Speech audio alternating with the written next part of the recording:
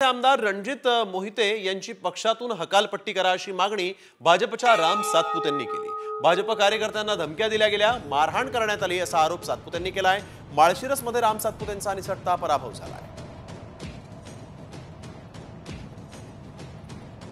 मोहिते पाटील उद्या तुमच्याकडे पाया पडत येतील की आम्हाला पक्षात घ्या, आम्ही मदत करतो, हे करतो, ते करतो। यांनी देवेंद्र फडणवीसांना फसवलंय, यांनी पहिल्यांदा शरद पवारांना फसवलंय, आजही ते फसवून त्या ठिकाणी येतील, पाया पडतील, परंतु यांना थारा देऊ नका असं आम्ही दादांना सांगितलंय। कारण आपल्या कार्यकर्त्यांनी रक्त सांडलंय आणि अशा पद्धतीने जर झालं तर या ठिकाणी आम्ही राजकारणातून संपून जाऊ।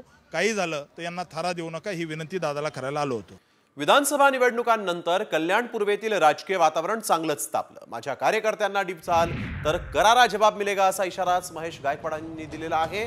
कल्याण पूर्व मतदारसंघात भाजपनं आमदार गणपत गायकवाडांच्या पत्नी सुलभा गायकवाडांना उमेदवारी दिली होती।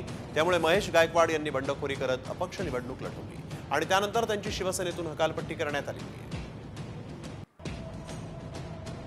माझ्या कार्यकर्त्याला दवाचण्याचा प्रयत्न करत असतील, घाबरवण्याचा प्रयत्न करत असतील, त्याला एवढंच सांगेल करारा जवाब मिळेल